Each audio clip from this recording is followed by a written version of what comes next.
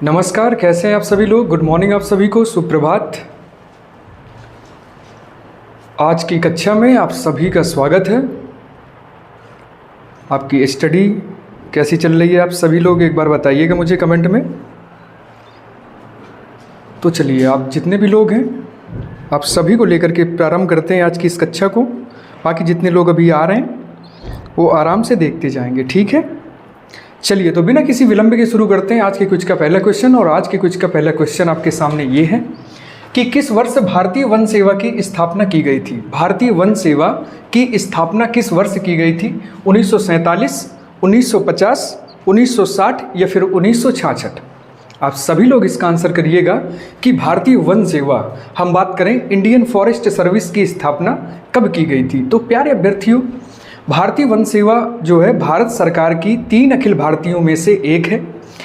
इस अन्य 2 सिविल सेवाओं की यानी अखिल भारतीय सेवाओं की बात करें तो एक होती है आपकी भारतीय प्रशासनिक सेवा और दूसरी होती है आपकी भारतीय पुलिस सेवा। तो जो IFS है आपकी यानी Indian forest service, Indian forest service की स्थापना यानी इसका गठन वर्ष 1966 में, याद रखिएगा 1966 में भारत सरकार द्वारा अखिल भारतीय सेवा अधिनियम 1951 के तहत की गई थी। हमेशा याद रखिएगा, भारतीय वन सेवा की स्थापना वर्ष 1966 में अखिल भारतीय वन सेवा अधिनियम 1951 के तहत। क्लियर हुआ? चलते अपने अगले क्वेश्चन पे। हमारे आज के कुछ का दूसरा क्वेश्चन है, भारतीय समाजवाद किस प्रकार का समाजवाद है? भारतीय समाजवाद किस प्रकार का समाजवाद है? गणतंत्रवादी, संघीय, लोकतांत्रिक या फिर साम्यवादी? अब सभी लोग इसका आंसर करिएगा। प्यारे अभ्यर्थियों, मुझे आशा है कि आप सभी ने पॉलिटी पढ़ी होगी और अगर नहीं पढ़ी है तो मैं आपको बता दूं कि जो भारतीय समाजवाद है वो आपका लोकतांत्रिक समाजवाद कहलाता है। कैसा कहलाता है? लोकतांत्रिक समाजवाद। कहने का अभिप्राय यह है कि भारतीय समाजवाद मूल रूप से प्रकृति में लोकतांत्रिक है। यह लोकतंत्र और समाजवाद का संश्लेषण है जिसका उद्देश्य राजनीतिक स्वतंत्रता और नागरिक स्वतंत्रता को आपस में आर्थिक समानता और सामाजिक न्याय के लिए जोड़ना है।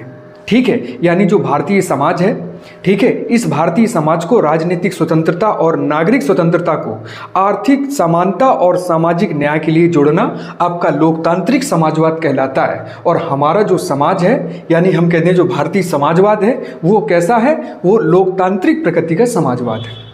ठीक है, अगले क्वेश्चन पे आते हैं। टेलीफोन का आविष्कार पूछ रहा है, NTPC 2021 में पूछा गया था इसको कि टेलीफोन का आविष्कार किसने किया। तो प्यारे अभ्यर्थियों, टेलीफोन का आविष्कार किया आपके ग्राहम बेल ने। किसने किया? ग्राहम बेल ने। आप सभी को पता होगा। और कब किया? तो हमेशा याद रखिएगा 1876 यानी 1876 में अलेक्जेंडर ग्राहम बेल ने टेलीफोन का आविष्कार किया था। आपका डी ऑप्शन बिल्कुल सही होगा यहाँ पे। 1876 में अलेक्जेंडर ग्राहम बेल ने टेलीफोन की खोज के लिए अमेरिका द्वारा इन्हें 2 पेटेंट प्रदान किए गए थे। हम बात करें उस समय प्राथमिक फोन के, तो उस समय जो प्राथमिक फोन था उसके 2 प्रकार थे, एक आपका रिसीवर और दूसरा होता था आपका ट्रांसमीटर। तो 1876 में प्यारे अभ्यर्थियों जैसे ही अलेक्जेंडर ग्राहम बेल ने टेलीफोन का आविष्कार किया, इस आविष्कार के ठीक 7 वर्ष के अंदर अंदर आपके बॉम्बे, मद्रास, कोलकाता में टेलीफोन एक्सचेंज स्थापित कर दिए गए। क्लियर हुआ? तो ग्राहम बेल की खोज टेलीफोन कब हुई? 1876 में हुई। चलते हैं अगले क्वेश्चन की ओर। तो आज के क्विज का चौथा क्वेश्चन कह रहा है कि किस राज्य को हरित क्रांति के लिए भारत में आरंभ स्थल के रूप में चुना गया था। इसको पूछा गया है भैया पेट 2021 में। पंजाब, बिहार, आंध्र प्रदेश, तमिलनाडु। कहने का सीधा सा अभिप्राय ये है कि भारत में जैसे ही हरित क्रांति आरंभ हुई तो किस राज्य को पहले आरंभ स्थल के रूप में चुना गया था। तो प्यारे अभ्यर्थियों, भारत में हरित क्रांति पहली बार 1966 से 67 के बीच में आरंभ की गई थी और आरंभ स्थल के रूप में सबसे पहले नंबर पे चुना गया था पंजाब को। सही उत्तर होगा आपका ए ऑप्शन यानी पंजाब। तो सबसे पहले 1966-67 के बीच में जो भारत में हरित क्रांति प्रारंभ हुई, इसमें पंजाब को सबसे पहले मतलब आरंभ स्थल के रूप में चुना गया। क्लियर हुआ इतना आपको? ठीक है। अच्छा, बात करें तो देखिए ये जो हरित क्रांति है ना, ये भारत सरकार द्वारा जारी एक कार्यक्रम के हिस्से के रूप में चुना गया था इस हरित क्रांति को। ठीक है, 1960 के दशक में हरित क्रांति नॉर्मन बोरलॉग द्वारा शुरू किया गया। ठीक है, हरित क्रांति को नॉर्मन बोरलॉग द्वारा शुरू किया गया। बात करें तो अगर हम विश्व के विश्व में हरित क्रांति का जनक किसे कहा गया?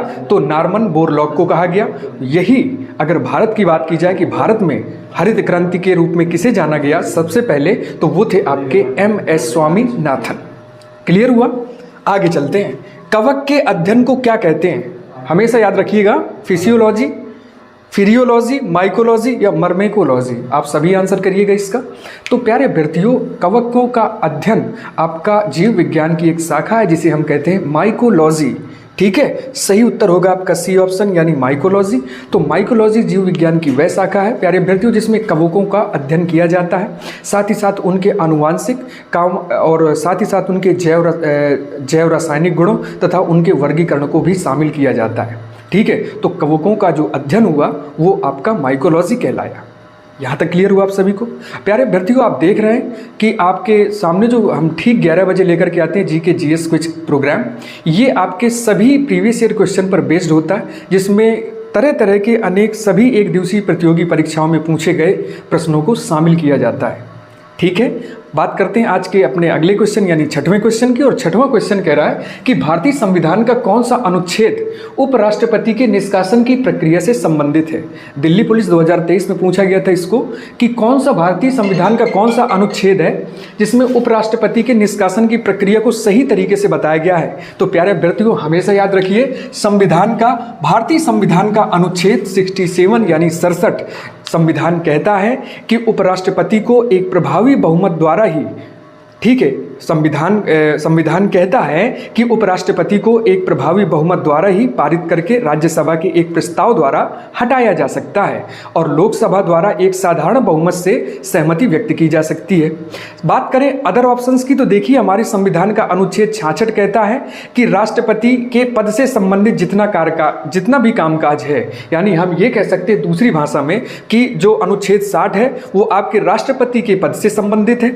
आपके संविधान का जो अनुच्छेद 60 है वह राष्ट्रपति की शपथ को लेकर के, माफी चाहता हूं मैं, अनुच्छेद 60 यानी 60 राष्ट्रपति के शपथ के लिए। आपके संविधान का अनुच्छेद 56 राष्ट्रपति के पद से संबंधित, ठीक है, और आपके संविधान का अनुच्छेद 77 ये भारत सरकार के व्यापार के आचरण को लेकर के संबंधित है। क्लियर हुआ यहाँ तक?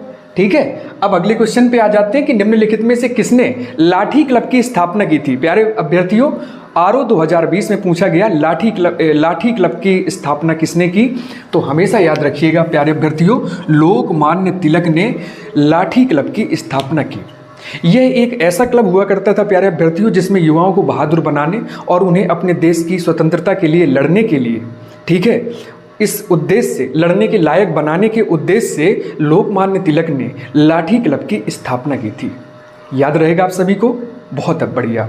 आगे चलते हैं तो देखिए आज का क्वेश्चन कह रहा है 8वां, मिट्टी की बारात नामक कविता संग्रह के लेखक कौन है? वीडियो 2019 में पूछा गया था इसको। मिट्टी की बारात नामक कविता के संग्रह, मिट्टी की बारात नामक जो कविता संग्रह है, जो पोएम कलेक्शन है, वो उसके लेखक कौन है?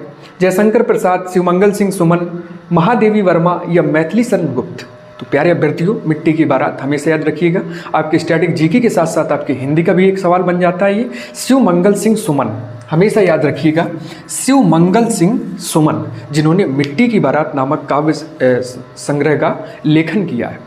बात करें प्यारे अभ्यर्थियों शिवमंगल सिंह सुमन की, तो शिवमंगल सिंह सुमन का जो जन्म हुआ वो 5 अगस्त 1915 को हुआ और आपके कानपुर के समीपवर्ती जिले उन्नाव जिले में हुआ। ठीक है, हिंदी लेखक थे और हिंदी लेखक होने के साथ साथ ये एक कवि भी थे।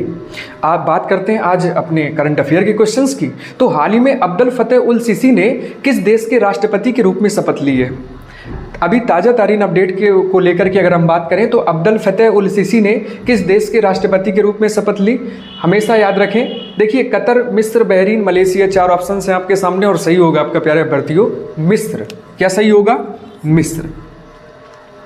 प्यारे अभ्यर्थियों मिस्र की बात करें तो देखिए अब्दुल फतेह अल सीसी ने मिस्र के राष्ट्रपति के रूप में अपने तीसरे कार्यकाल की शपथ ली है। यानी इससे पहले ये अपने 2 कार्यकालों में भी राष्ट्रपति रहे, अब की बार इन्होंने तीसरी बार अपने तीसरे कार्यकाल के रूप में शपथ ली है राष्ट्रपति सीसी ने दिसंबर 2023 में हुए चुनाव में 66.6% मत के साथ एक अजेय बढ़त बनाते हुए भारी मतों से अपनी विजय सुनिश्चित की है। तो हाल ही में ताज़ा अपडेट को लेकर के चलें तो अब्दुल फतेह उल सीसी ने मिस्र देश के राष्ट्रपति के रूप में शपथ ली। प्यारे अभ्यर्थियों, आज की कुछ का अंतिम सवाल कि हाल ही में चर्चा में रहा आपका ऑपरेशन संकल्प किससे संबंधित है? ठीक है, हाल ही में चर्चा में रहा ऑपरेशन संकल्प किससे संबंधित है? समुद्री सुरक्षा, बाल शिक्षा, साइबर सुरक्षा या आपका जनजातीय विकास? तो प्यारे अभ्यर्थियों, ऑपरेशन संकल्प भारतीय नौसेना के द्वारा चलाया गया। अभी हाल ही में भारतीय नौसेना ने भारतीय जहाज़ों की सुरक्षा के लिए फारस और ओमान की खाड़ी में, हमेशा याद रखें, फारस और ओमान की खाड़ी में ऑपरेशन संकल्प प्रारंभ किया। समुद्री क्षेत्र में बढ़ते तनाव को रोकने के लिए, ठीक है, और अनेकों एक गतिविधियों को रोकने के लिए, जो आपराधिक गतिविधियां या आपराधिक जो गड़बड़ियां हो रही हैं उनको रोकने के लिए, ठीक है, फारस और ओमान की खाड़ी में भारतीय संकल्प ऑपरेशन है, ऑपरेशन संकल्प प्रारंभ किया और ये भारतीय नौसेना का एक सफल प्रयास माना जाएगा। क्लियर हुआ? प्यारे अभ्यर्थियों, हमेशा याद रखें, समुद्री सुरक्षा को लेकर के भारतीय नौसेना ने अभी हाल ही में ऑपरेशन संकल्प प्रारंभ किया है। तो ये था आपका आज का जीके डेली क्विज कार्यक्रम। मिलते हैं आपसे कल वाली कक्षा में, तब तक के लिए अपना ख्याल रखिएगा। नमस्कार, धन्यवाद।